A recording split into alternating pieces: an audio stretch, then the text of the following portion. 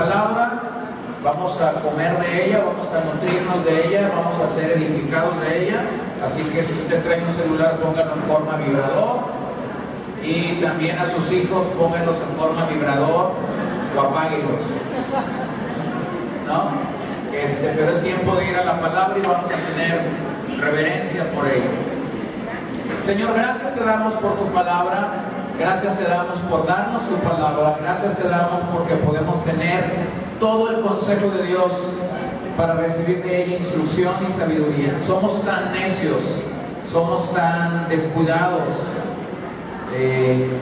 soy tan tonto al ir a tu palabra, Señor, que necesito gracia sobre gracia en mi vida. Ayúdanos que tu palabra sea el alimento que hoy necesitamos. Y yo pido que mientras exponemos tu palabra, que es poderosa, pueda nutrirnos, pueda alimentarnos, pueda edificarnos y pueda llamarnos a convicción del pecado en nuestros corazones. Pedimos todo esto para gloria y honra de tu nombre. Amén. La semana pasada, en los versículos que anteceden los versos que hoy quiero tocar, veíamos cómo Juan está reconociendo que habrá un anticristo, y este es una persona que al final de los tiempos, según el libro Apocalipsis, aparecerá y se rebelará o se levantará contra el reino de nuestro Señor Jesucristo. Pero inmediatamente después Juan dice que ya se han estado levantando algunos anticristos, y usa el término singular y no plural, para hablarnos de aquellos falsos maestros que se estaban levantando en los días que él escribió y que buscaban que las personas fueran en contra de la persona y obra de Jesucristo. Entonces, anticristos en el contexto de Juan es todo maestro que se levanta para falsear el evangelio, para falsear el mensaje de las escrituras, y que tiene como finalidad lograr que las personas se alejen de la persona, de la obra y del mensaje de nuestro Señor Jesucristo. Y rápidamente tenemos que entender que cuando Juan estaba escribiendo a sus primeros oyentes, Juan estaba reconociendo algo que hoy en día tenemos que reconocer. Tenemos que reconocer que no todos los que asistimos a una iglesia o a una congregación somos la iglesia. Ninguno de nosotros tiene la capacidad o el poder de poder asegurar que nosotros somos la iglesia. El único que puede hacer es como leíamos ahorita, el buen pastor. Porque el buen pastor ha dado, ¿qué dio el buen pastor por nosotros? Su vida. Entonces Él nos atrae con cuerdas de amor, nos trae a su rebaño, nos trae a su grey. Él es el que trae esta seguridad de salvación en nuestras vidas. Entonces usted y yo podemos venir a un auditorio como este, a un edificio como este, pero ser la iglesia del Señor Jesucristo tiene que ver con esa seguridad que el Espíritu Santo trae en nuestras vidas, de que la obra de Dios ha sido real en nuestras vidas. Entonces, digámoslo en palabras juaninas de esta carta, que en esta carta surgen una y otra vez. Ser la iglesia, para llegar a ser la iglesia, tenemos que nacer de nuevo. Es necesario nacer de nuevo. Entonces, una vez que Juan ha identificado esta situación del anticristo, y que nos ha dicho que el anticristo ya está operando, y está operando no en una forma de una persona o de una imagen clara. El anticristo está operando como un espíritu, y hablamos de esto la semana pasada, ¿no? Entonces ya ha empezado a operar. ¿Desde cuándo empezó a operar el espíritu del anticristo? ¿Lo recuerdan? ¿Cuándo fue que empezó a operar el espíritu del anticristo? Desde el primer siglo exactamente, ¿verdad?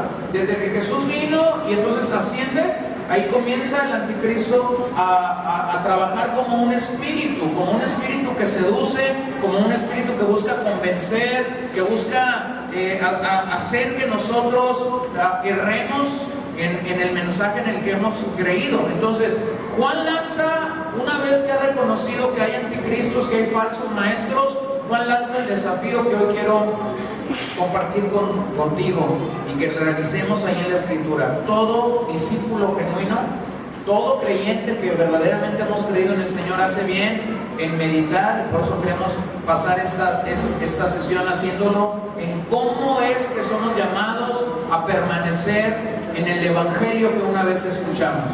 independientemente de lo que usted y yo pueda profesar, si el Evangelio no habita en nuestro interior, entonces no hemos conocido realmente a Dios. Pero si el Evangelio vive dentro de nuestras vidas, entonces somos creyentes genuinos. Si el Evangelio habita en ti y tú eres un discípulo, entonces el creyente vivirá en ese Evangelio. Lea conmigo los versos 24 al 29. Primera de Juan 2, 24 al 29.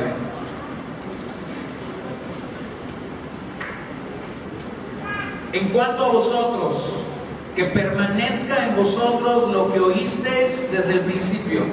Si lo que oísteis desde el principio permanece en vosotros, vosotros también permaneceréis en el Hijo y en el Padre.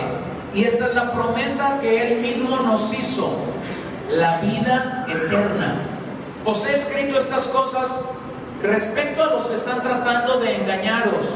Y en cuanto a vosotros, la unción que recibisteis de Él permanece en vosotros y no tenéis necesidad de que nadie os enseñe. Pero así como su unción os enseña acerca de todas las cosas y es verdadera y no mentira, y así como os ha enseñado, permanecéis en Él. Y ahora, hijos, permaneced en Él, para que cuando se manifieste tengamos confianza y no nos avergoncemos, y no nos apartemos, de Él, avergonzados en su venida. Si sabéis que Él es justo, sabéis también que todo el que hace justicia es nacido de Él. Por lo menos en 5 ocasiones en estos versos se usa la palabra permanezca o permanecéis. Una y otra vez, por lo menos en la Biblia de las Américas, que es la versión que estoy usando, la palabra aparece en 5 ocasiones, y por eso es que he llamado a este mensaje permaneciendo o permanece en el Evangelio. La palabra Evangelio, si tú la buscas, no la vas a encontrar en estos versículos, pero es necesario que observes el versículo 24. Permanezca en vosotros lo que oísteis desde el principio. ¿Desde cuál principio es que Juan está hablando? Bueno, lo que un pecador escuchó cuando creyó en el mensaje. No está hablando de Génesis aquí, está hablando del principio a la vida espiritual. Para que una persona nazca de nuevo, es necesario que escuche el mensaje de ¿qué? De salvación, del Evangelio, del reino de Dios, del reino de los cielos. Entonces, no hay forma en la que una persona pueda nacer de nuevo si no le hemos compartido el Evangelio. Esa es la razón por la que hoy en día tantísima gente cree ser salva, pero no lo es. Y es sencillo entenderlo cuando lo ponemos con esta claridad. O sea, no puedes nacer de nuevo si lo que se te dijo no fue el Evangelio de nuestro Señor Jesucristo. Te pudieron hacer llorar, pudieron haber tocado las fibras más sensibles de tu emoción, te pudieron haber hecho reír un tiempo, después pasarte a llorar, después manipularte para que tomaras una decisión. Te pueden decir al final que has venido a ser parte del reino de Dios, pero la Biblia sigue diciendo lo mismo. O sea, es necesario nacer de nuevo. Entonces, la única forma como una persona pasa de ser un pecador a ser una persona salva, rescatada de ese pecado, es que haya escuchado el Evangelio. Entonces, Juan está aquí diciendo esto que han oído desde el principio, necesitan permanecer en ello. El Evangelio nos recuerda verdades fundamentales acerca de Cristo y su obra, y hacemos bien en recordarlo continuamente, sabiendo que jamás la Biblia contradecirá ese mensaje o dirá algo contrario al mensaje del Evangelio. Ahora, por favor, no limite la palabra Evangelio simple y sencillamente con aquel mensaje que usted y yo tuvimos que escuchar el día que creímos. Ese es el problema que a veces nosotros tenemos en la iglesia. Cuando decimos, es necesario escuchar el Evangelio, es necesario que se comparte el Evangelio, no estamos diciendo solamente que le digas al pecador, aunque eso es importante, que le digas al pecador de su pecado, que lo llames al arrepentimiento, que expliques lo que Jesús hizo en el Calvario. Bueno, eso es parte del Evangelio. Pero cuando pensamos en el Evangelio, estamos pensando en toda la obra de Jesús. Estamos pensando en todo el mensaje acerca de nuestro Señor Jesucristo. Entonces yo he escuchado, les digo esto porque yo he escuchado a gente que dice, no, yo ya quiero más, porque yo ya escuché el Evangelio. Sí, escuchaste el Evangelio, pero no has entendido que necesitamos el Evangelio una y otra vez en nuestras vidas. Es decir, esto no es como la escuela, cuando tú ibas ahí a primero de prepa, por ejemplo. Estás ahí en el primer semestre y te ponen mate 1. Y luego ves ahí cómo viene la línea, no, mate 2, mate 3, mate 4. Esto no es como decir, yo ya pasé el Evangelio 1. ¿Sí se dan cuenta? Entonces muchos creyentes interpretan que el Evangelio es el fundamento de la fe cristiana y que una vez que ya creíste ya eres experto en el Evangelio. Esto no es así. El Evangelio nos habla de toda la obra y que Jesús hace por nosotros en la vida continua de un creyente. Entonces, el Evangelio según Jesucristo no cambia. Este Evangelio permanece de generación a generación. No puede cambiar. No puede cambiar. Por una razón. El autor a los Hebreos dice ahí en el capítulo 13, versículo 8, que Jesucristo es el mismo. ¿Cuándo es el mismo? Ayer, hoy, siempre. El Evangelio tiene esa misma dimensión, no varía, es el mismo. Ahora, yo sé que en nuestros días, para aclarar ciertas situaciones y para explicar ciertas situaciones, le hemos puesto nombre a muchas cosas.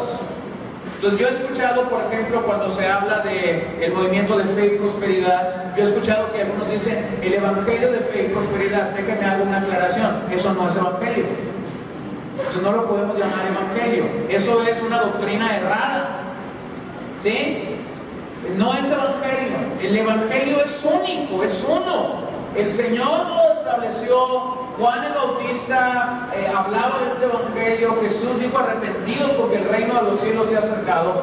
No puede cambiar. Hay una tremenda lucha en cada generación por decir el mensaje de Dios tiene que ser actualizado. Esto es un error. El mensaje de Dios no tiene que ser actualizado. El mensaje de Dios tiene que ser predicado, tiene que ser enseñado. Y quien es un heraldo de este Evangelio tiene que hablar de este Evangelio con toda doctrina y con toda paciencia.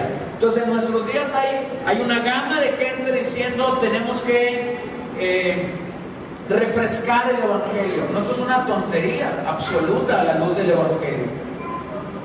Los que entienden de diseño un poquito, llega un momento en el que una corporación tiene su identidad, ¿no? Usted ubica, por ejemplo, a cierta marca, ¿no? Por decir una, Telmex, nomás por decir una. Ellos tienen una identidad, ¿se dan cuenta? Si tú ves el logo de Telmex, si tú ves ese color azulito, ¿verdad? Si tú ves ese color azul, tú ya entiendes que es, ¿cierto? No tienen que ponerte ahí. Y inmediatamente conectamos el recibo. ¿Qué me pasó? A mí se me pasó ayer pagar ya tenía como 2 días, pero no pagué el recibo de mi celular y ayer me lo cortaron. Yo decía, qué raro, ¿por qué no me entran llamadas? Qué raro que no suene, qué raro. Y en eso voy de repente, quiero hacer una llamada y ahí estaba una hermosa voz diciéndome su línea ha sido suspendida. Mira, algunos llega un momento en el que una corporación dice necesitamos refrescar nuestra identidad. Eso es que le van a mover un poquito al logo, le van a dar un poquito de dimensión, le van a hacer algún pequeño cambio solamente para refrescar la identidad de ese grupo. Y esa es la lucha con el Evangelio en nuestros días. Algunos dicen necesitamos refrescar el Evangelio para que sea más atractivo a nuestras generaciones. Escúcheme bien. El Evangelio no fue atractivo cuando Jesús lo predicó. El Evangelio no fue atractivo cuando los apóstoles lo predicaron. El Evangelio no fue atractivo cuando los padres de la iglesia lo predicaron. El Evangelio no fue atractivo en el tiempo de la Reforma. El Evangelio no fue atractivo en el tiempo de los puritanos.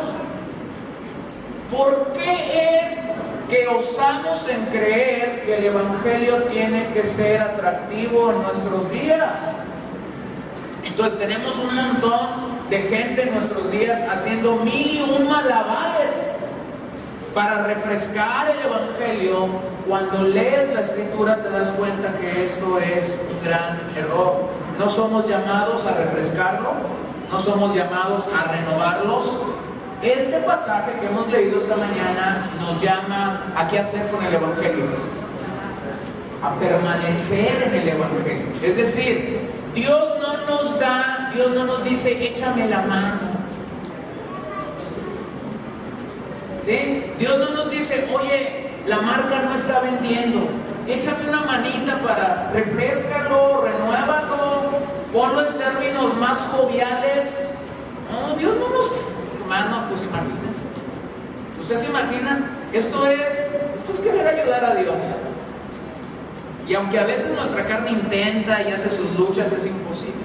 Este es el daño de un movimiento que pues nace en la década de los 90 en los Estados Unidos, el movimiento emergente, un movimiento que emana del posmodernismo y que básicamente surge y dice hay que hacer atractiva la iglesia a la gente. Y surge con un montón de ideas, pero se dice en los Estados Unidos, los críticos de este movimiento dicen que el movimiento emergente nunca emergió.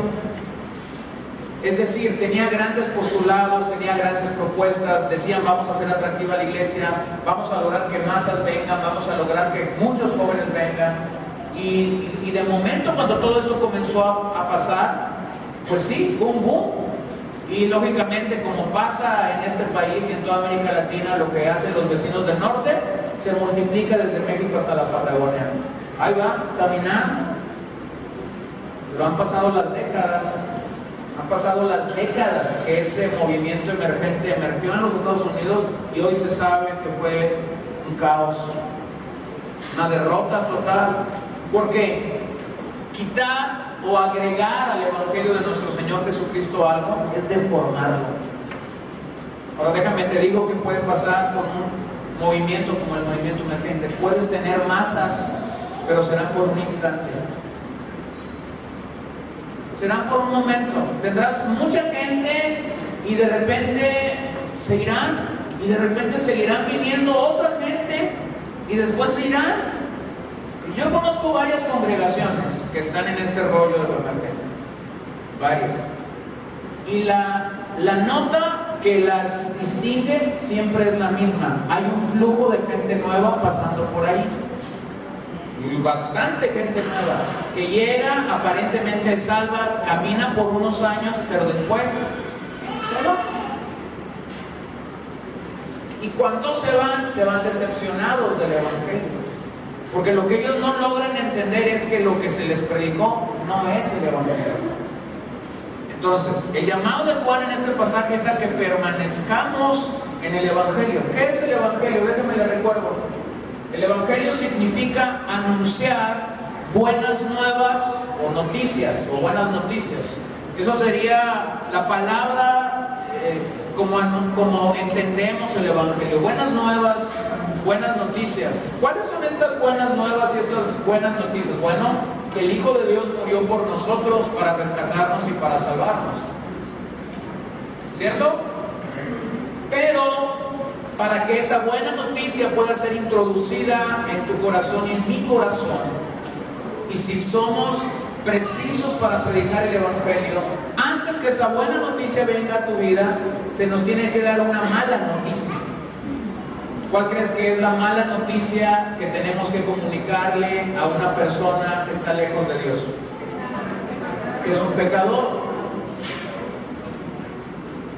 Que lo único que él puede recibir de Dios no es gracia, perdón y misericordia. Lo único que él puede recibir de Dios es su ira. Y una vez que hemos comunicado esto, entonces le decimos, pero el maravilloso plan de Dios es que no teniendo posibilidad o capacidad para ser salvos, Dios envió a su Hijo Jesús Jesús para rescatarte y para perdonarte. Eso es el Evangelio, pero también el Evangelio es el fundamento de la doctrina de Cristo. Nuestra base para sembrar la doctrina, para sembrar la enseñanza de la verdad, es el Evangelio, es el fundamento sobre el cual edificamos los que estamos sirviendo al Señor en el ministerio de la proclamación de su palabra. También el Evangelio tiene poder de transformación. El Evangelio nos transforma. El Evangelio no llegó a tu vida y a mi vida para pegarnos una manita de gato. El Evangelio no llega a tu vida para maquillarnos. El Evangelio no llega a tu vida o a mi vida para carrocearnos. El Evangelio no llega para hacernos bien, hacernos ver bien. No, eso no es el Evangelio. El Evangelio llega para transformarnos. ¿Se acuerdan del apóstol Pablo cuando escribe a los Romanos? Porque no me avergüenzo del Evangelio, porque es poder de Dios. ¿Para qué? Para salvación. Poder de Dios. ¿Qué es lo que este Evangelio hace cuando llega a la vida de un pecador? Lo transforma.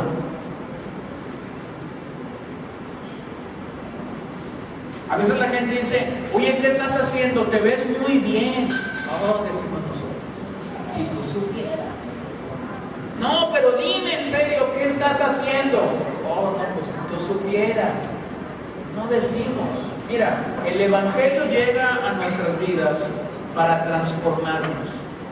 La gente ni te debería decir, oye, te ves bien. La gente se debería asustar. Cuando un pecador ha sido transformado por la gracia de Dios, la gente no debería opinar, oye, te ves bien, no, la gente se debería asustar. Es como si siempre te habían visto en blanco y negro y ahora te ven a todo color. ¡Ah! ¿Qué te pasó? Es poder de Dios.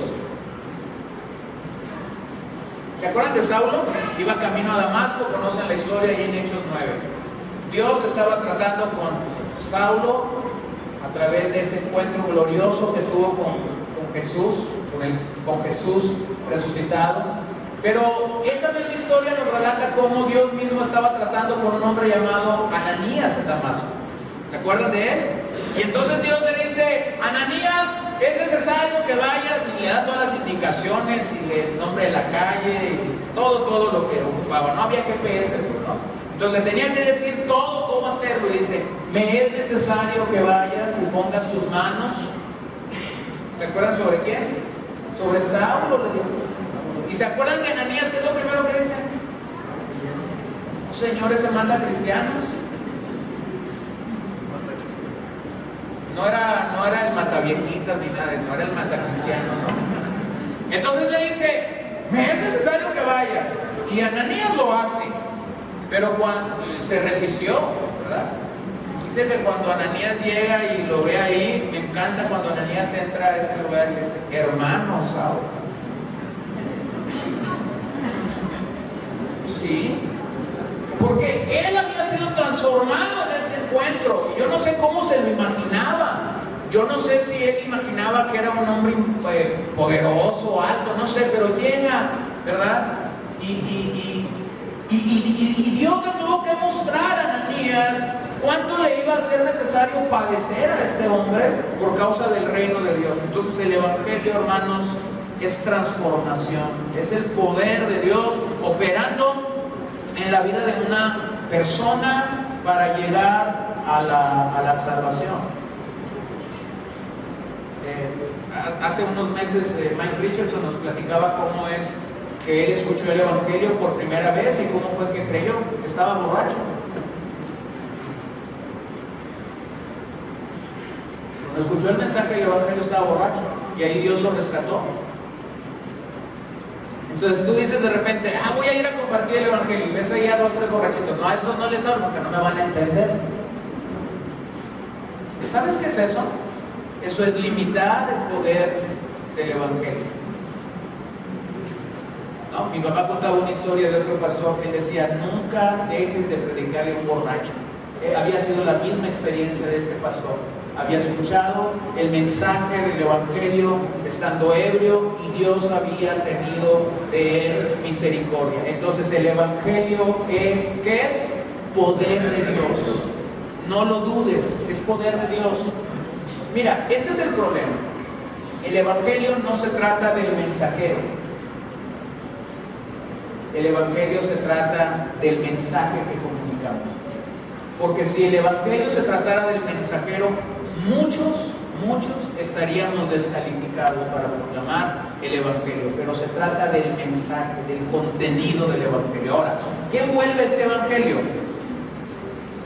¿Qué es lo que envuelve el mensaje del Evangelio? Tenemos que entender, envuelve a Jesucristo. Es el Evangelio de Jesucristo. No compartimos el Evangelio de una iglesia. No extendemos el reino nuestro. No, compartimos a una persona. Hablamos de Jesucristo muerto por nosotros, con la capacidad de rescatarnos. Es el Evangelio de Él. Es el Evangelio de Él, pero también envuelve el Evangelio de la verdad o la palabra de Dios. Es decir, comunicamos esta verdad que tiene el poder de hacer libre a la gente.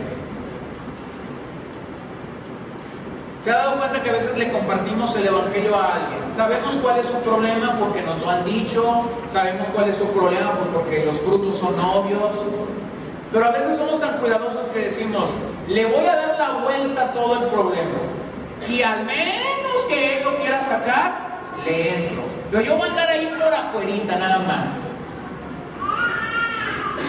La pregunta es, ¿les comunicamos la verdad? ¿Les dijimos realmente la verdad del Evangelio? Y eso creo que nos tiene que poner a pensar. ¿Se acuerdan de Judas? Cuando escribe su epístola, y en el verso 3 nos recuerda que dice, os ha sido necesario escribiros acerca de vuestra fe en común o nuestra común fe, que fue dada una sola vez a los santos. O sea, ya había sido comunicada la verdad de Dios, ya había sido conferida a la iglesia una sola vez, dice Judas, no muchas. Entonces envuelve la verdad. Tercero, envuelve el mensaje apostólico, el mensaje que los apóstoles habían predicado. Eso también el Evangelio lo envuelve. ¿Por qué crees que Juan estaba seguro que estos creyentes y gente que estaba en esta congregación reunida, que no necesariamente eran discípulos, ¿por qué crees que Juan estaba seguro que habían escuchado el Evangelio desde el principio? ¿Qué te hace pensar que él estuviera seguro que habían escuchado el Evangelio?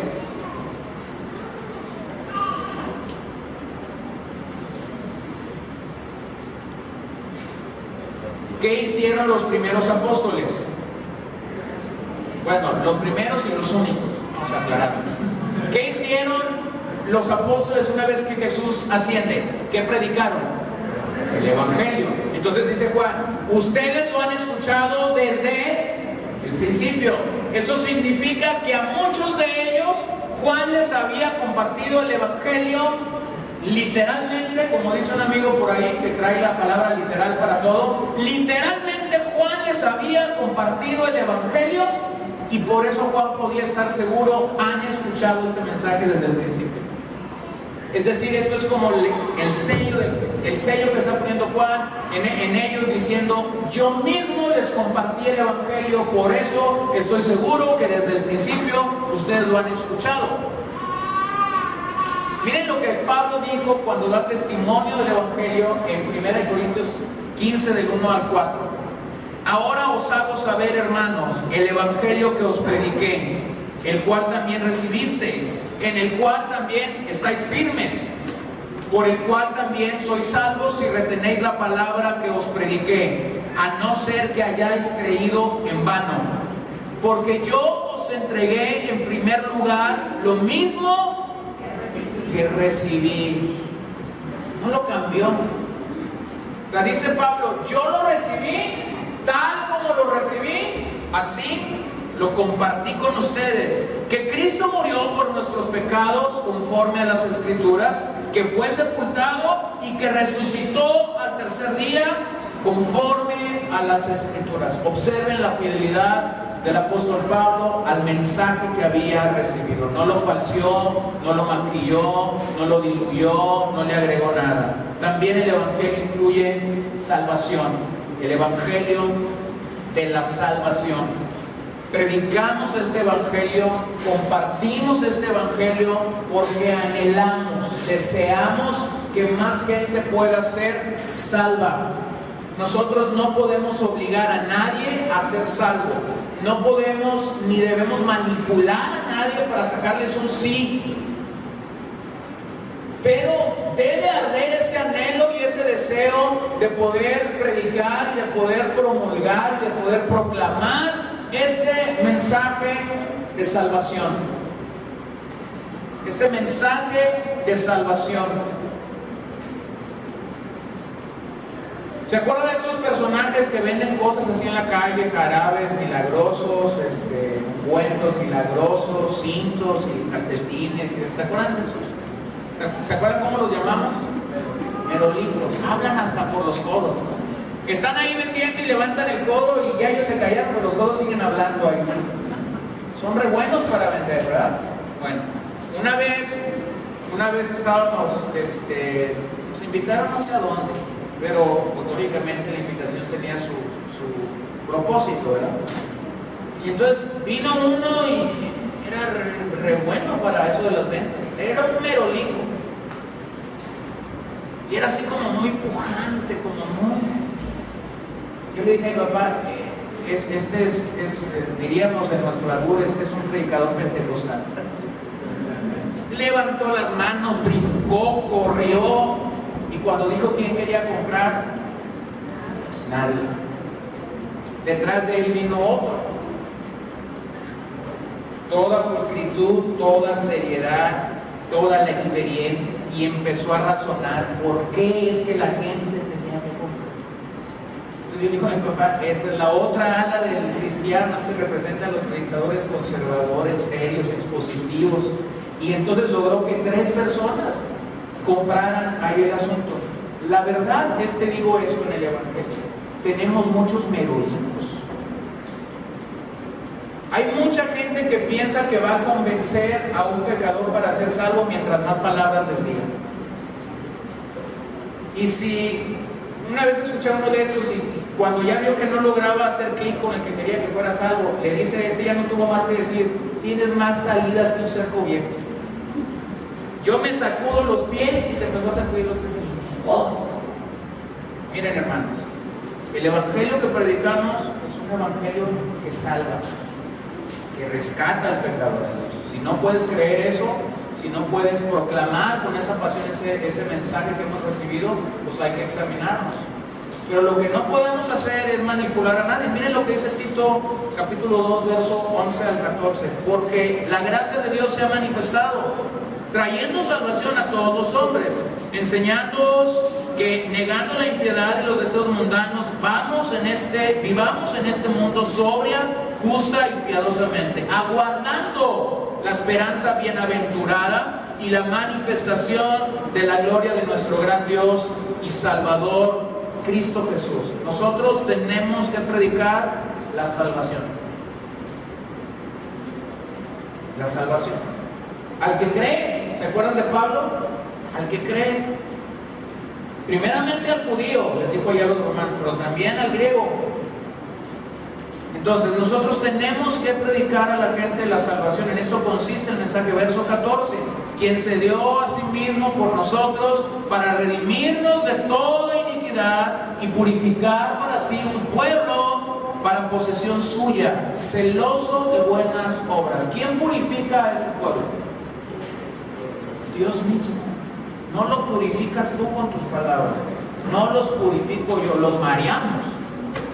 Los mareamos.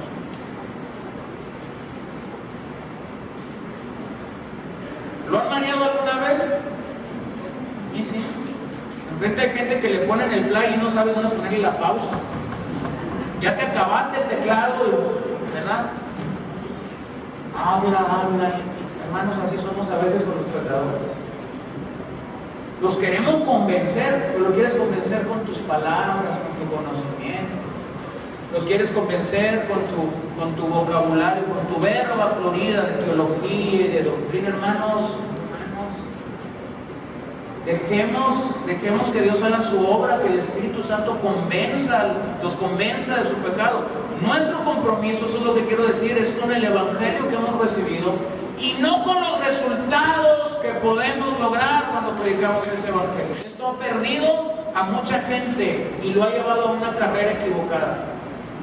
Dios nos llama a ser fieles con el Evangelio, no con los resultados que el Evangelio pueda tener. Yo conocí a un pastor que era contemporáneo, o era del tiempo de mis papás en la denominación donde ellos estaban. Nunca lo escuché predicar, y yo creo que lo escuché predicar casi al final de su vida. Estaba yo en una convención de esta denominación y él era el predicador de la noche, las 2 o 3 noches, él era el predicador. Y lo escuché después de haber escuchado historias de él, de haber escuchado todo su historial. Y yo dije, es él, ¿no? Subió y nadie lo presentó, simplemente él era supervisor en ese territorio, pero él subió y él se presentó solo. Durante mi ministerio, dio la cantidad de salvos, dio la cantidad de bautizados, dio la cantidad de bautizados en el Espíritu Santo, dio la cantidad de enviados al seminario. Dije, ese. O sea, yo crecí escuchando las historias de este hombre y diciendo, bueno, así es, le gusta hacer esto, es muy risueño, es muy amiguero, bla, bla, bla, bla, bla. Entonces yo dije, me voy a quedar a escuchar, ¿verdad? Entonces entré al auditorio, mayor donde estaba predicando, y cuando subió, él se presentó y yo dije, definitivamente es él. Hermanos, muchos podemos cerrar cuando desenfocamos lo que el Evangelio nos demanda. El Evangelio nos demanda predicarlo y ser fiel a él, no nos demanda los resultados que podemos tener del Evangelio. Entonces, Juan nos llama a permanecer en ese Evangelio. La palabra permanecer en ese contexto que le estamos usando significa morar, vivir o quedarse con lo que hemos recibido. En otras palabras, Juan está diciendo, permite que el Evangelio more en ti, permite que el Evangelio viva, permite que el Evangelio se quede contigo. En este contexto que Juan lo está utilizando significa no dejarse llevar por falsas enseñanzas, placeres y posesiones mundanas, sino permanecer firmes en Cristo.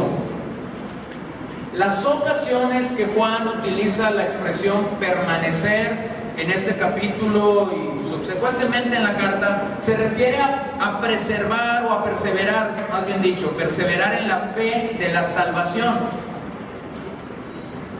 ¿Qué dice Juan acerca de perseverar en la fe? Bueno, lo que él dice es que si perseveramos en la fe, lo que estamos comunicando realmente a otros es que verdaderamente hemos nacido de nuevo. Cuando una persona te dice, yo ya soy cristiano y nací de nuevo, y bueno, te inventa una historiota ahí, ¿no? Te dice todo, pero con el paso de los años se va de la iglesia.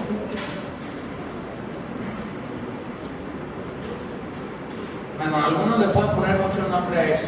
Lo único que eso te comunica, simple y sencillamente, es que lo que dijo no era genuino.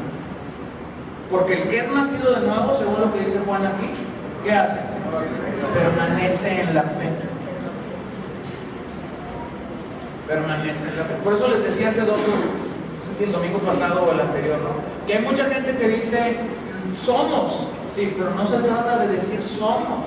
Este es un camino en el que comunicamos que realmente somos cuando perseveramos en la fe. Pablo lo dijo a los Gálatas, con Cristo he sido crucificado y ya no vivo, y ya no soy yo el que vive, sino que Cristo vive en mí. Y la vida que ahora vivo en la carne, la vivo por fe en el Hijo de Dios, el cual me amó y se entregó a sí mismo por mí. Con Cristo he sido crucificado. Con Cristo. Por tanto, le dijo a los colosenses, de la manera que recibisteis a Cristo Jesús el Señor, así que así andar en Él. O sea, Pablo está diciendo, ya lo recibiste, ¿qué tenemos que hacer? Tenemos que andar en Él. tenemos que permanecer en Él. Entonces Juan aclara algo maravilloso en este pasaje. La promesa del Evangelio es vida eterna. Lo que el Evangelio promete a una persona que nace de nuevo es la vida eterna. Pero también aclara algo en este pasaje. La única manera en que verdaderamente mostramos que hemos recibido la vida eterna es cuando permanecemos en Él. La perseverancia de los santos, la continuidad que hay en nuestra vida por seguir al Señor. Hay muchos fenómenos que uno ve en la iglesia. Y entre uno de esos fenómenos vemos gente que de repente está un tiempo en la iglesia, se va, le va como en feria, luego vuelve otro tiempecito a la iglesia, ya parece que está creciendo, caminando, y se vuelve a ir, le vuelve a ir como en feria y ya sabe el caminito, y es un vicio. Y así, hermano, se puede ir 10, 15, 20, 30, 40 años. Luego a uno lo invitan a predicar en el funeral, uno no sabe qué decir. Es cierto. Es cierto. Yo he predicado en funerales donde yo tuviera un montón de historias que contar y decir y hablar de la fe y hablar de lo que distinguió a esa persona. Pero hay unas veces que yo sé que hay gente que se muere y yo digo, Señor, yo oro. Pues sí, en esos momentos uno le da su oración. Que no me pidan que predique, Señor, porque así, aquí sí. ¿De qué voy a hablar? De la inconsistencia, del doblado ánimo, de no amarla, de no amar verdaderamente al Señor, de no estar, ¿me entiende? Entonces, bueno, de todas maneras uno va y predica. ¿Y qué predicas? Pues predicas la Biblia, no te queda de otra. Predicas la Biblia, no puedes decir nada de la persona. Pues no puedes decir nada de la persona. Pero mira, esta es la promesa que este Evangelio te da: vida eterna. Y la forma como nosotros hemos creído en ello nos hace permanecer en el Señor. Vida eterna aquí es una vida real, verdadera, plena. En otras palabras, vida eterna es la vida de Dios. Recibimos la vida de Dios, recibimos el aliento de Dios sobre nuestras vidas. La vida eterna es adquirida en el momento que un pecador le ha sido otorgada gracia de Dios, le ha sido otorgada fe de Dios y puede confesar a Jesús como su Señor. Por eso es la importancia de vivir cada día con sabiduría. Miren Juan, el propio apóstol Juan, en el capítulo 3, 14 de su Evangelio. Y como Moisés levantó la serpiente en el desierto, así es necesario que sea levantado el Hijo del Hombre, para que todo aquel que crea tenga en él, ¿qué? Vida. Hermanos, pudiera parecer tan sencillo decir que el Evangelio consiste en vida eterna, pero algunos no entienden eso todavía. Algunos se asocian a la iglesia porque no tenían otro lugar a donde ir. Algunos se asocian a la iglesia porque ahí encontraron un amigo. Algunos se asocian a la iglesia porque andan buscando con quién casarse. Algunos se asocian a la iglesia porque, no sé, por mil unas cosas. No, el reino de los cielos no consiste en eso. El reino de los cielos consiste en tener la promesa de este Evangelio, que es vida eterna. La seguridad de que como pecadores no podíamos hacer nada y el Señor nos resucitó, nos dio vida cuando estábamos muertos en nuestros pecados, y nos dio no cualquier vida, nos dio su propia vida. Se lo dijo a Nicodemo, ahí en el capítulo 3, verso 36. El que cree en el Hijo, o en ese capítulo donde está la historia de Nicodemo, más bien dicho, el que cree en el Hijo tiene vida eterna, pero el que no obedece al Hijo no verá la vida. ¿Qué verá? Que la ira de Dios permanece sobre él. Ese es el peligro de alguien que está entrando y saliendo. No entiende. Mire, la gente que viene por épocas o temporadas y luego se va a otra época y temporada y luego se viene a otra. Esa gente, hermanos, no entiende el concepto la ira de Dios. No lo entiende. Porque si lo entendiera, a qué Juan está refiriéndose la ira de Dios que permanece sobre él, jamás se fuera. Permaneciera en el Evangelio, permaneciera bajo la guianza y bajo la enseñanza que Dios nos ha dado. Entonces, en los próximos versículos quiero que observemos 5 maneras de comprobar si el Evangelio está permaneciendo en tu vida. El Evangelio tiene que hacer habitación en nuestra vida, pero también nosotros tenemos que determinarnos a habitar en el Evangelio. Entonces quiero presentarles 5 maneras de comprobar si permaneces en el Evangelio. Y esto puede ser una auditoría esa mañana para tu propia vida, para mi propia vida, si estamos permaneciendo en el Evangelio. Número 1, quien ha permanecido o está permaneciendo en el Evangelio resiste a quienes nos seducen para alejarnos de Cristo. La advertencia de Juan es clara: se han levantado anticristos, falsos maestros que se han introducido para seducir a los creyentes. La palabra seducir, que es lo que un falso maestro hace, seduce, viene de seducción, significa 2 cosas: engañar o descarriar. ¿Qué busca un falso maestro? Busca engañar y busca descarriar. Había 2 palabras que los falsos cristos, los falsos maestros que estaban en el tiempo de Juan utilizaban, que hoy en día son bien comunes en los falsos maestros también. Ellos mencionaban la palabra gnosis, conocimiento, y también hacían mucho uso de la palabra unción. Ya dije la semana pasada eso.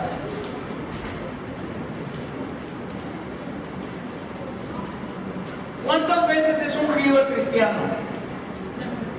Una sola vez.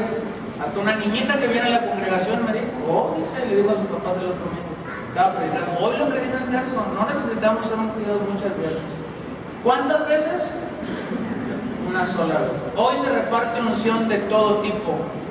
Ya se los dije, ¿no? La unción de la multiplicación, la unción del avión, la unción del viajero,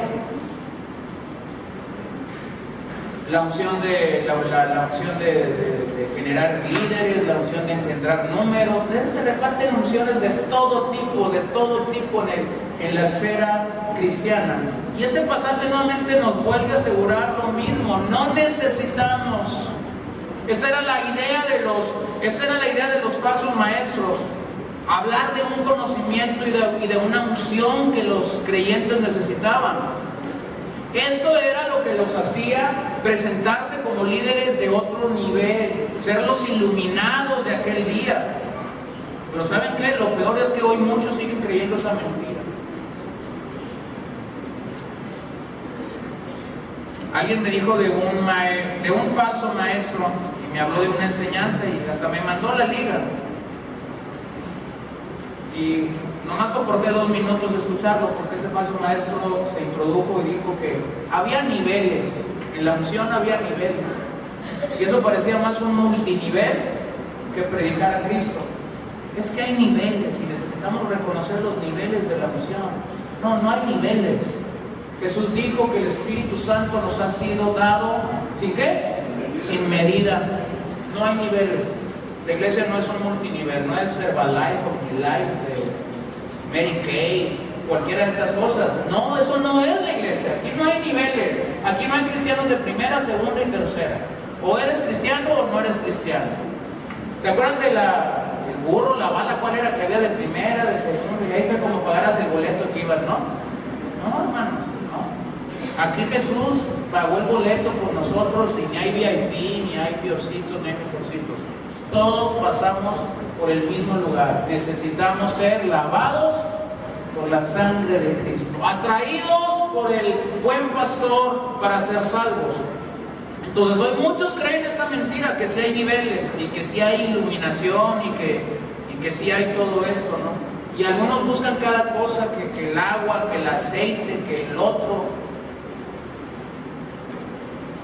Está como una vez alguien me contó que fue a una reunión donde les estaban echando agua. Literalmente estaban orando por ellos y les estaban echando agua. Mira qué abuso de ti. Yo pudiera llegar con una unción más espiritual, conectar una manguera y subirme con la manguera. Pero eso no es el evangelio. Esas son falacias, son tonterías que el hombre inventa. ¿Qué puede lograr una mojadita que le demos a la gente? Nada. Se va a ir y se va a secar. Y va a seguir siendo el mismo pecador o peor. Porque ahora va a tener la astucia de decir, yo ya recibí la unción del agua. No, eso no cambia. Lo que cambia es el evangelio. Ese es el que nos transforma, porque tiene el poder de Dios para la salvación. Entonces, estos maestros a los que Juan está reconociendo, tienen la capacidad de descarriar a algunos que no reconocen a Jesús como el Hijo de Dios. Ellos enseñan que podemos volvernos aceptos delante del Padre por otros medios que no sea Jesucristo. Pero Juan está entendiendo algo. La acción de estos falsos maestros es continua. Y observe algo. Nunca un falso maestro busca a un pecador. O sea, no están allá en el mundo haciendo su trabajo. Los falsos maestros están al interior de mucha gente que dice ser creyente, y están confundiendo, y tengo que señalarlo, a personas infieles a la palabra de Dios, a gente que no lee la Biblia, a gente que no tiene un amor por la palabra de Dios. Porque mire, yo soy testigo, cuando una persona nació en un lugar equivocado porque ahí le compartieron y llegó, pero esa persona comenzó a leer la palabra de Dios, comienza a escuchar a estos maestros y dice, no, 2 más 2 son 4, y este tipo dice que 4 por 4 son 40. No me da.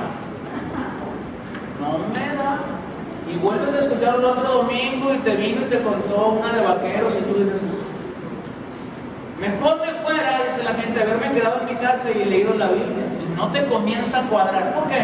Porque comenzaste a leer la palabra y la palabra te fue nutriendo y la palabra te fue llenando, y entonces comienzas a sacar tus propias conclusiones. Entonces, me encantó una cita de Warren Wiersbe que encontré. Dice que Satanás no es un creador, sino un falsificador. Él imita la obra de Dios. Escuchen lo que hace Satanás. Tiene falsos ministros que predican un evangelio falso, produciendo cristianos falsos, los cuales dependen de una justicia falsa. Y al final él señala, no lo olvides, en la parábola de la cizaña se describe a Jesús y a Satanás como sembradores.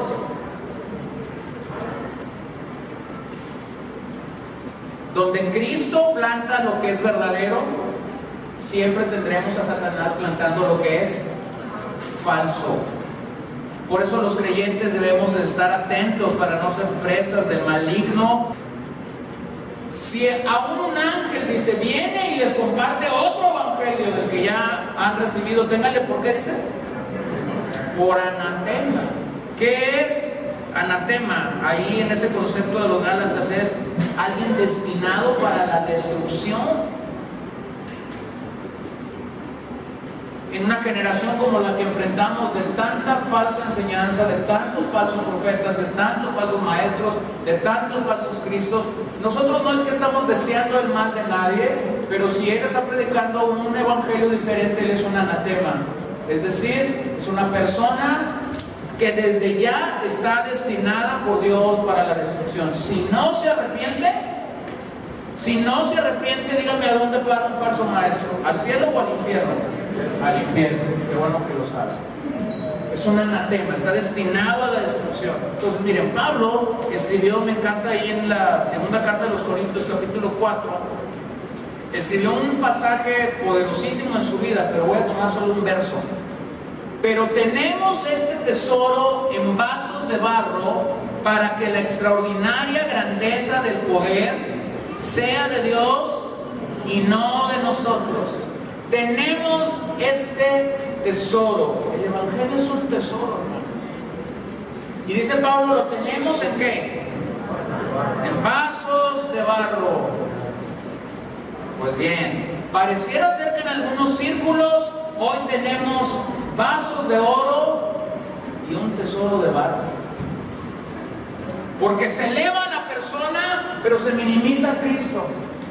Está tan grande el predicador que a Cristo lo tienen en un nichito, en un rinconcito nomás. Está tan grande la estatura de aquel hombre, y así son los falsos maestros. Los falsos maestros se elevan, se echan porras ellos mismos, para que entenderlo en nuestro español, ¿no?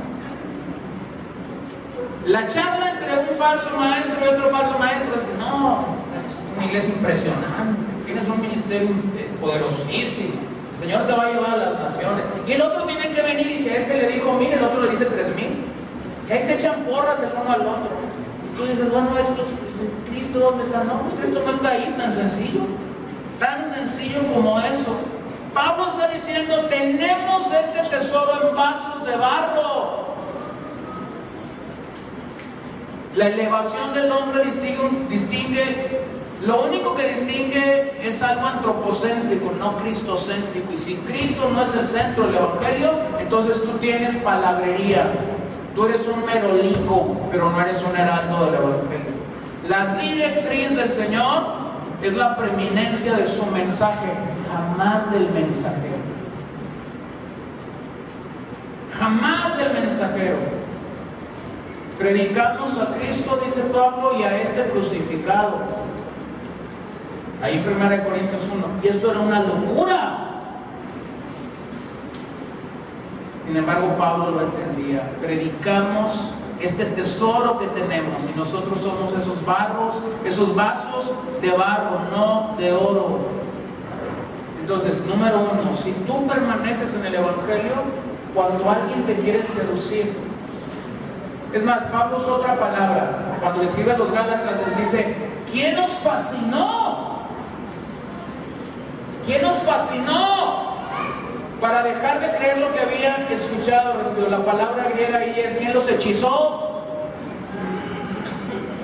Entonces, cuando alguien permanece en el Evangelio, porque estamos expuestos, podemos estar expuestos de muchas maneras, pero cuando alguien permanece en el Evangelio, huele la falsa enseñanza, la distingue, la puede discernir y puede decir, no, esto no dice la Biblia, esto no concuerda con todo el consejo de Dios. Algunos que no han crecido tanto en discernimiento, pues de repente nos preguntan, oye, ¿qué opinas de tal predicador? ¿Cómo la ves? Entonces, si usted no ha crecido en discernimiento, puede preguntar, pero permanecemos en el Evangelio cuando realmente ya no nos comienza a hacer clic cuando escuchamos a un falso maestro. Número 2, permaneceremos en la provisión de Dios. ¿Cuál ha sido la provisión de Dios? El Espíritu Santo. Permanecer en ella es nuestra protección. Ya leímos en los versos anteriores y hemos recibido la unción del Santo. Ahora, este es un pasaje que tenemos que explicarlo. Ahí en el verso 27 dice que si tenemos al Espíritu, si tenemos esta unción, no necesitamos que nadie nos enseñe. A ver, todo en equilibrio nomás, porque luego nos desviamos.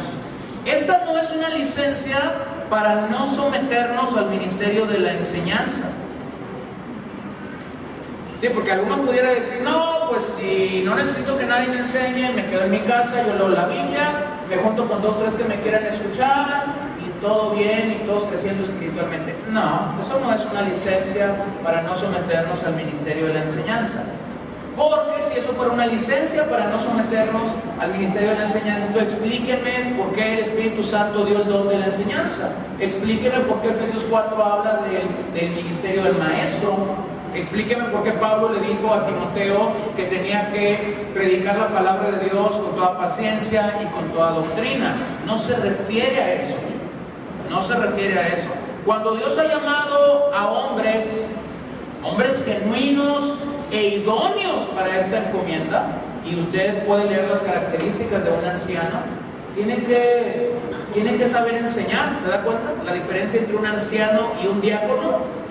Hay muchas similitudes, pero cuando llegas a esto te das cuenta que el diácono no necesariamente es alguien que enseña, pero el anciano tiene que saber enseñar, tiene que tener esta gracia de Dios para enseñar y comunicar el mensaje del Evangelio. Entonces, Juan no está diciendo aquí que te quedes en casa y que no estés bajo la bendición de poder tener hombres llamados e idóneos para la encomienda de la enseñanza. Lo que Juan está diciéndonos aquí es que debemos tener una convicción, que dependemos del Espíritu Santo para ser guiados a toda verdad. Hemos recibido esta unción del Espíritu Santo cuando creemos, por lo tanto no es necesario volver a pedirla. Recibiste el Espíritu Santo cuando creíste. Vino y moró en ti el Espíritu Santo. ¿Quién te va a dar evidencia? ¿Quién va a traer convicción a tu vida si estás escuchando la verdad o no? ¿Quién lo va a hacer? El Espíritu Santo. Entonces, aquí no hay una licencia para decir, pues yo no quiero ir a escuchar a Gerson. No es esto, por favor, no erra. Hay mucha gente que erra cuando lee este pasaje. No significa esto. Lo que significa es que bajo la guianza del Espíritu Santo, usted y yo podemos probar la buena o la falsa enseñanza de un maestro. Usted y yo podemos cotejar partiendo desde las Escrituras si un maestro es verdadero o falso, si es genuino o si es falaz. Miren, los hermanos en Berea lo hicieron ahí en Hechos 17:11. Estos eran más nobles que los de Tesalónica, pues recibieron la palabra con toda solicitud, escudriñando diariamente las Escrituras para ver si estas cosas eran así. Algunos dicen, no, es que los bereanos eran muy académicos. No, los bereanos querían estar seguros de que lo que se les estaba anunciando, de que lo que se les estaba predicando era verdaderos. Ahora, ¿cuál era la lucha en aquellos días? Regresemos al contexto de la carta. La lucha de los gnósticos era asegurar que poseían una relación mística con Dios, que les permitía agregar verdades a lo que ellos habían recibido. No solo esta postura gnóstica negaba a Jesús, porque lo que ellos decían es, no, nuestra comunión está con Dios. Y hacían a un lado a Jesús, pero observe esto. No solamente los gnósticos negaban la obra de Jesús, negaban también la obra del Espíritu Santo.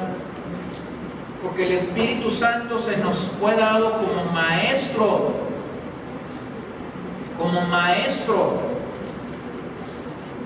queriendo tomar el lugar que Jesús dijo que el Espíritu Santo tendría entre nosotros. Entonces, nuevamente lo voy a introducir a la doctrina del Espíritu Santo y tengo que decirle tres cosas aquí. El Espíritu Santo es la unción, de acuerdo a este pasaje. Es decir, hemos recibido el Espíritu Santo, hemos recibido la unción de Dios sobre nuestras vidas. ¿Qué hace ese Espíritu? Nos enseña. ¿Qué nos enseña?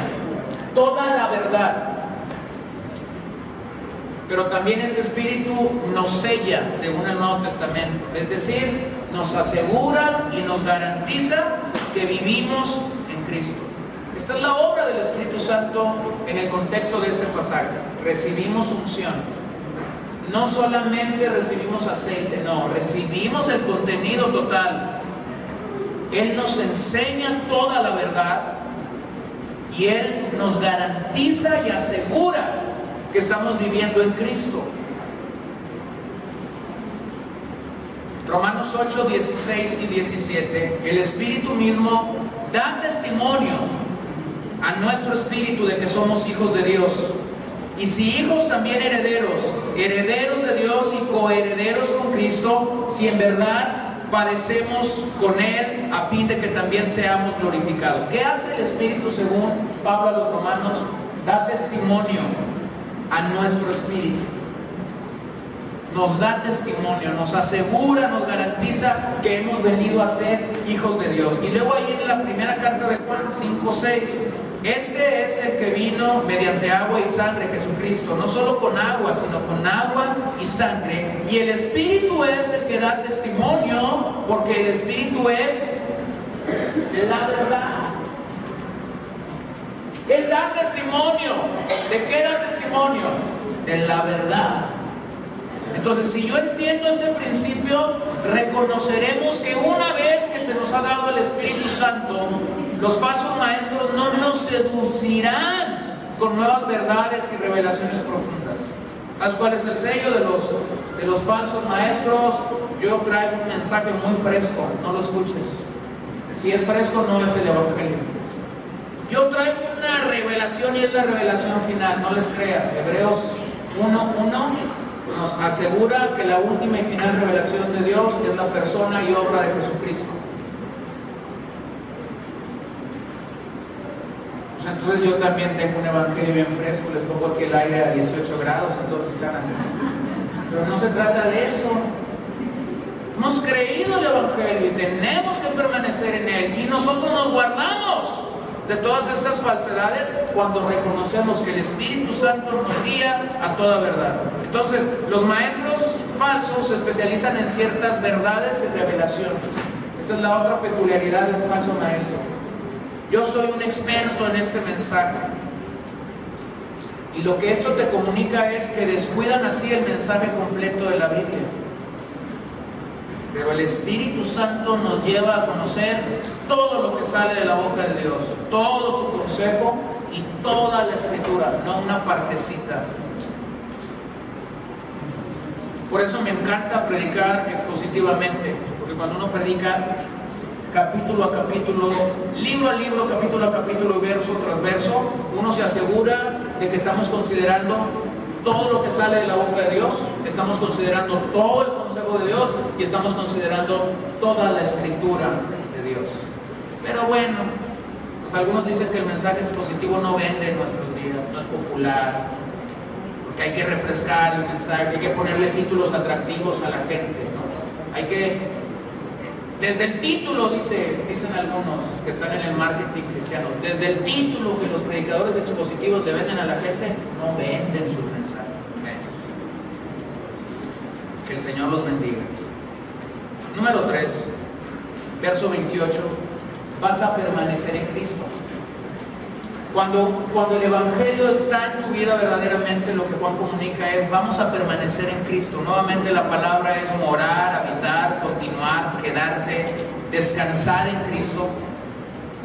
La idea de esta palabra permanecer es continuar pase lo que pase, es morar en casa y no salirnos de ella, es quedarnos en la comunión. ¿Se ha dado cuenta cuántas veces en el capítulo 1 y 2 Juan nos refiere acerca de la comunión? Y esta es nuestra comunión.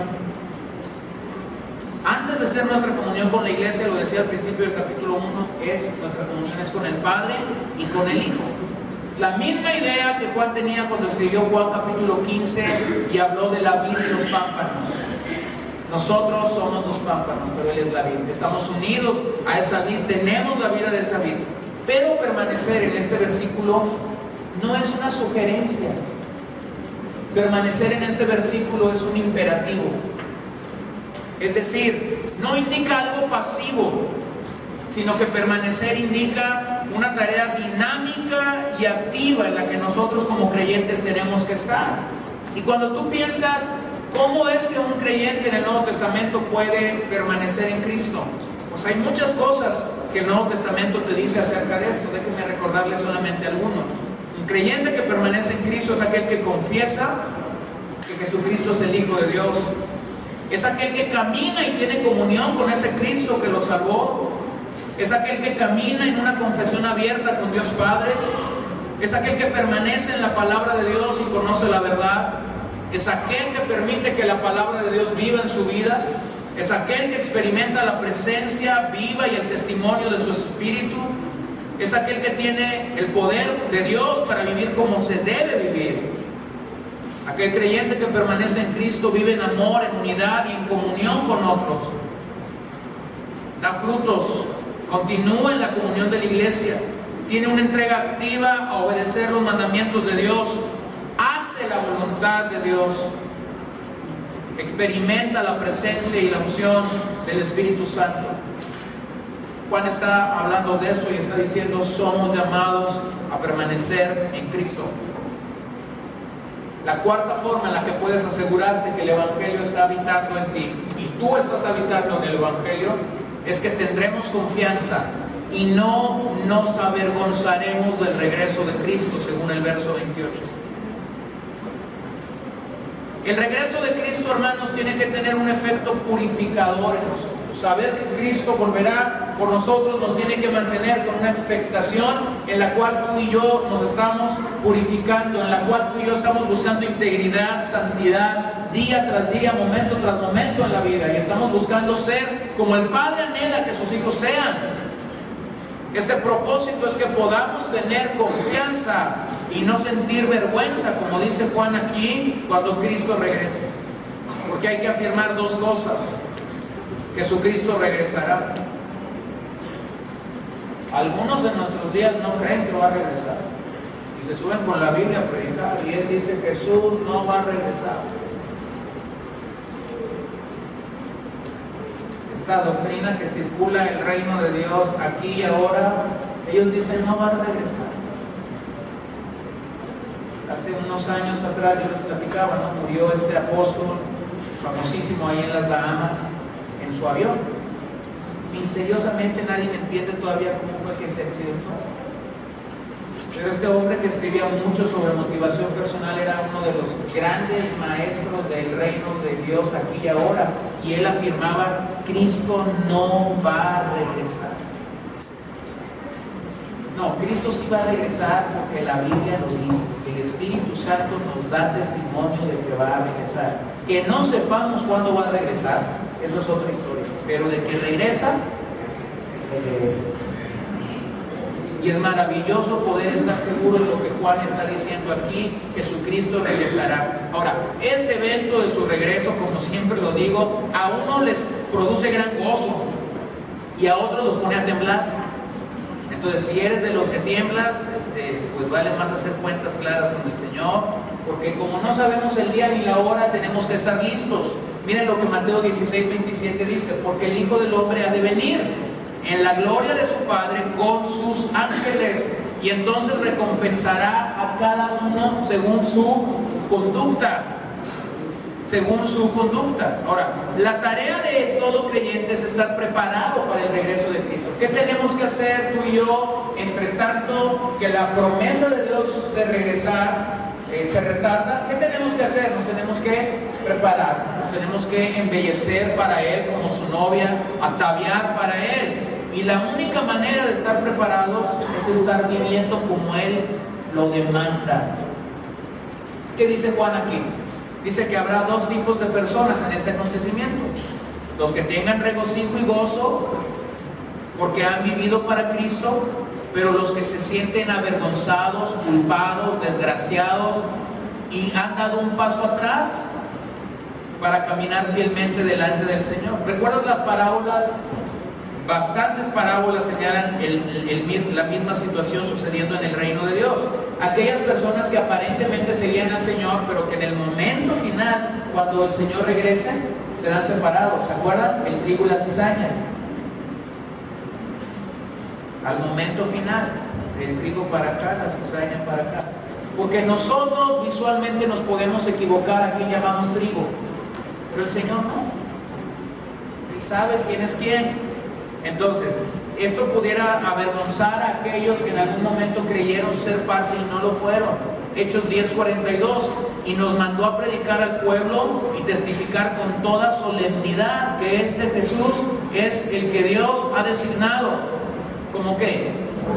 Como juez de los vivos y de los muertos. Ya fue designado.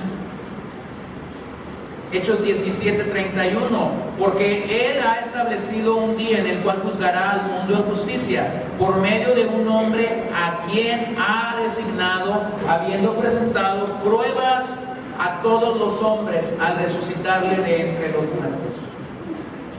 Qué maravilloso que podemos tener confianza y no ser avergonzados en aquel día final cuando Él regrese, cuando permanecemos en el Evangelio. Y finalmente, sabemos que estamos permaneciendo en el Evangelio cuando llevamos una vida justa, practicamos la justicia.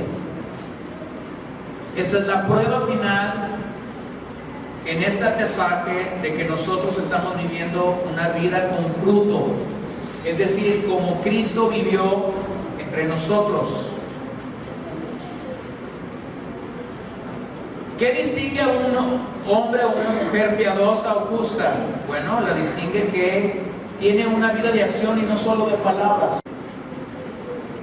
No solo tienes la teología correcta, no solo tienes la doctrina correcta, sino que estás buscando honrar al Señor en todo. Hay gente que hoy en día pelea mucho la doctrina, la sana doctrina. Y a veces detrás de esta búsqueda de pelear la sana doctrina hay muchas máscaras. Cuando una persona tiene la sana doctrina o tiene la teología correcta, la evidencia de esa sana doctrina, la evidencia que debería mostrar, sería una vida justa. Por ejemplo, he conocido a muchos que hablan elevan las doctrinas de la gracia en nuestros días, pero nomás no le ves la gracia por ningún lado. ¿Entienden eso? O sea, las doctrinas de la gracia, pero no les ves la gracia de Dios en sus vidas. Porque cuando una doctrina es abrazada, rápidamente puede elevar tu orgullo. Entonces, si una doctrina eleva tu orgullo y te hace desbalancearte, te conviertes en un crítico de todo, pero no actúas justamente. Mira, 2 ejemplos. Jonás tenía una correcta teología sobre quién era Dios. ¿Se acuerdan cuando estaban en la embarcación y se estaban ahogando? Y el único que estaba despreocupado, dormidito, era Jonás. ¿Se acuerdan? Traen a Jonás y Jonás les dice: miren, no se preocupen, yo les voy a dar la explicación. Y tú escucharías a Jonás, y si agarras a leer el libro de Jonás, en esa partecita, Jonás comienza a hablar de Dios teológicamente, increíblemente, el Dios al que sirvieron nuestros padres. ¿Se acuerdan de eso? Era un teólogo tremendo, Jonás. ¿Pero por qué estaba en esa embarcación? Estaba desobedeciendo a Dios. ¿De qué le servía la teología? Absolutamente de nada. Entonces, algunos podemos tener mucho conocimiento, mucha teología, pero no tenemos una vida justa. El otro caso es la hermanita de Lázaro. ¿Se acuerdan de ella? El Señor está llegando a la tumba. Ya dice que llama. Y el Señor está ahí y dice el Señor: Lázaro va a resucitar. ¿Se acuerdan la respuesta? Sí, Señor, yo creo que resucitará, se levantará en el día postrero. Una tremenda teología sobre la resurrección. Nada le servía para ese día. Entonces aquí dice Juan algo increíble. ¿Qué nos sirve a nosotros pelear cosas por las que no encontramos bien? John Stott dice que el carácter justo, o dijo que el carácter justo de la persona es la evidencia de un nuevo nacimiento. La principal característica del regenerado no es el conocimiento, como pretendían los gnósticos. La principal característica de que alguien ha sido regenerado es la práctica de la justicia. Es decir, cómo estás practicando las verdades del Evangelio que ya tenemos. O sea, te lo voy a poner bien claro. Es como cuando tú dices: sí, hay que orar. La pregunta es: ¿oras? Tenemos un grupo ahí en la familia de mi papá en el WhatsApp, ¿no? Y había una necesidad y todo: sí, en oración, estamos orando. Yo lo dejé como 5 minutos y cuando regresé había como 120 mensajes. Sí, todos en oración y en oración. Un tío mío que poco habla, en ese momento se le ocurrió hablar y mandó una grabación. Bueno, pues, ¿cómo que están orando si a todos los veo aquí en el chat? Entonces a veces nosotros decimos: sí, es necesaria la oración, hay que orar. Puedes tener una buena teología sobre la oración y nunca orar. Puedes tener una buena teología sobre ganar almas y nunca evangelizar a nadie. Puedes tener una buena teología sobre el discipulado y pasarte los años y nunca saber lo que era discipular a alguien. Entonces Juan aquí dice: el que permanece en el Evangelio practica la justicia, es decir, da vida a los principios de Dios. Mateo 7:16, terminemos. Por sus frutos los conoceréis. ¿Acaso se recogen uvas de los espinos o higos de los abrojos? Así todo árbol bueno da frutos buenos, pero el árbol malo da frutos malos. Un árbol bueno no puede producir frutos malos, ni un árbol malo producir frutos buenos. No es posible, hermanos, producir una vida justa sin tener una relación viva con el Dios justo. Justicia, integridad, rectitud, carácter deben ser las evidencias de un creyente genuino. Pero esto solo puede suceder en alguien que ha nacido de nuevo. Por eso aquel día, cuando Jesús y Nicodemo platicaban, Jesús le dijo nuevamente: os es necesario nacer de nuevo. Pues Juan, que fue el mismo que relató este acontecimiento de Jesús y Nicodemo, Juan emplea el mismo verbo aquí. La única manera como podemos tener la justicia de Dios a nuestro favor es porque hemos nacido de nuevo. Entonces, permanecer en el Evangelio incluye decisiones muy serias. Incluye la decisión de no ser seducido, incluye la decisión de permanecer en Cristo, de permanecer en la unción del Espíritu Santo, mantenernos confiadamente sabiendo que Él regresará, pero también viviendo justamente. Cuando permanecemos en este Evangelio, nosotros podremos dar vida a esos principios maravillosos de Dios. Sin embargo, hay mucha gente en nuestros días que quieren la corona sin la cruz.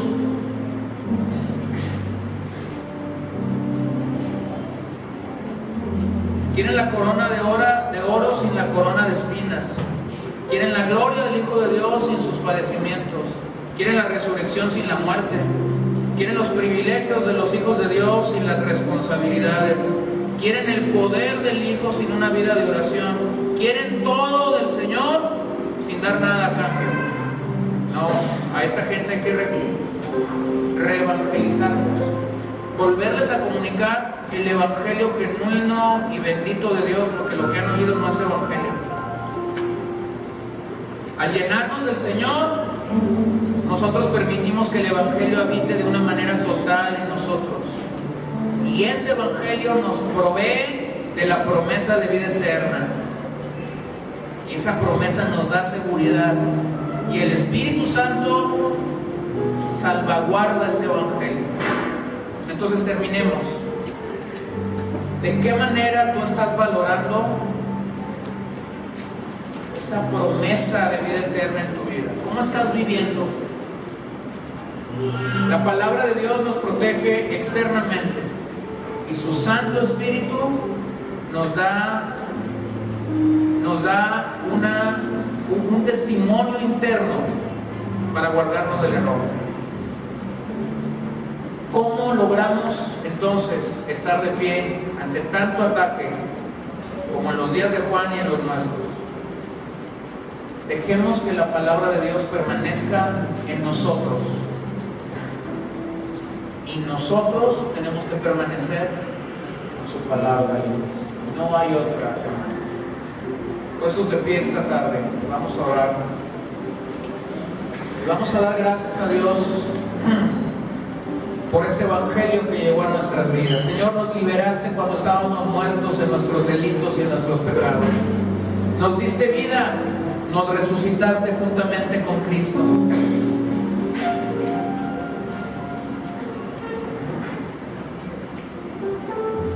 Que no tengamos en poco que nos llamas y nos demandas que permanezcamos en ti, en estos pasajes que hemos leído esta mañana. No se trata de permanecer en la iglesia, no se trata de permanecer en la coinonía, no solo se trata de permanecer en la hermandad, se trata de permanecer en ti. Se trata de permanecer en la unción que hemos recibido de tu Espíritu Santo. Se trata de no ser seducidos por falsa enseñanza. Se trata de mantenernos confiados porque sabemos que regresarás y cuando tú regreses, Señor, tú obrarás de la manera que lo has establecido. Se trata de permanecer viviendo justamente, Señor. No solo es el conocimiento, no solo es la verdad, necesitamos la práctica, Señor. No solo es la ortodoxia, pero necesitamos la ortopraxis de esto, Señor. Entonces, perdónanos si hemos fallado. Perdónanos si hemos tenido estas luchas en nuestra carne para estar un rato sí y otro no. Y hemos sido necios y hemos sido negligentes para tratar con un regalo tan maravilloso como lo es el Evangelio. Perdónanos, Señor. Y si aún entre nosotros hay alguien que no ha nacido de nuevo, yo pido que tu Espíritu Santo lo convenza de todo pecado, de toda maldad, de toda justicia, por cuanto él se encuentra en un camino desagradable a ti, su final es el infierno. Permite que cualquiera tiene esta condición o en esta situación pueda clamar a ti por salvación, pueda venir a ti, pueda ser atraído por tu gracia y puedas tú regenerarlo. Mientras estemos aquí en la tierra, ayúdanos a ser heraldos del Evangelio de Dios. Ayúdanos a entender que tenemos este tesoro en vasos de barro.